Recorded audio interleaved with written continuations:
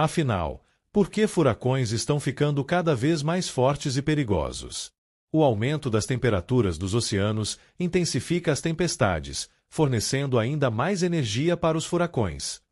Além disso, a atmosfera mais quente retém mais umidade, resultando em chuvas cada vez mais intensas. Climatologistas dizem que temperaturas recordes da superfície do mar também são parte do problema.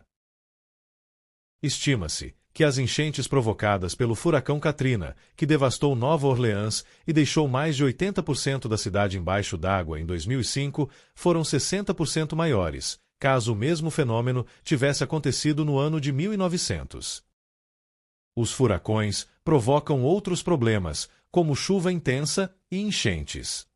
Fenômenos que estão se intensificando devido às mudanças climáticas. Felizmente, o número de ciclones tropicais não deve aumentar globalmente de acordo com o IPCC. Mas, à medida que o mundo esquenta, o IPCC diz de maneira categórica que é muito provável que os ciclones fiquem mais violentos, com rajadas de ventos ainda mais fortes. Furacão, tufão e ciclone são, na essência, o mesmo tipo de fenômeno meteorológico, caracterizados por tempestades tropicais intensas, ventos fortes, chuvas torrenciais e baixa pressão atmosférica. A principal diferença entre eles é a região do mundo onde ocorrem. O termo furacão é usado para tempestades que se formam no Atlântico Norte, Pacífico Norte-Oriental e no Oceano Pacífico Central. As áreas afetadas incluem principalmente o sudeste dos Estados Unidos, Caribe, Golfo do México e regiões costeiras da América Central.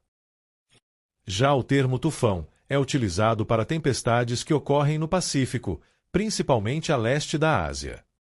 E as áreas afetadas geralmente são o Japão, Filipinas, Taiwan, China e outros países do Sudeste Asiático.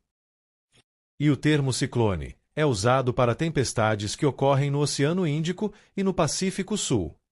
Com as áreas afetadas, sendo a Índia, Sri Lanka, Madagascar, Austrália e partes do sudeste da África.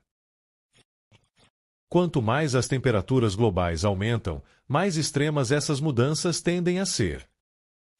A proporção de ciclones tropicais, atingindo as categorias 4 e 5, pode aumentar em cerca de 10% se os aumentos da temperatura global forem limitados a 1,5 graus Celsius.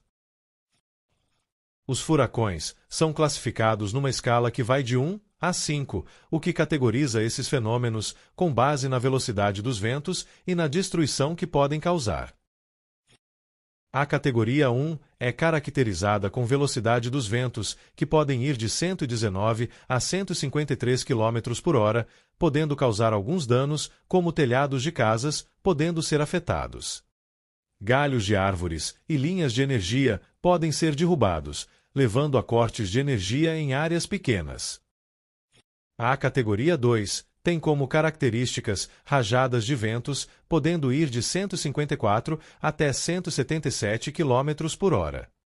Os danos podem ser significativos em construções. Telhados, janelas e portas podem ser danificados. Árvores e postes podem ser derrubados, com interrupções de energia mais prolongadas. Os furacões de categoria 3 são graves. As velocidades dos ventos podem variar de 178 até 208 km por hora. E os danos são devastadores. Casas podem perder parte do telhado e das paredes externas.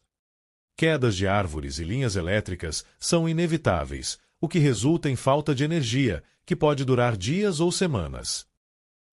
Já os furacões de categoria 4 são ainda mais graves, com as velocidades dos ventos podendo variar de 209 até 251 km por hora. Nessa categoria, os danos são catastróficos. As construções podem sofrer avarias severas ou até colapsar devido aos danos estruturais extremos.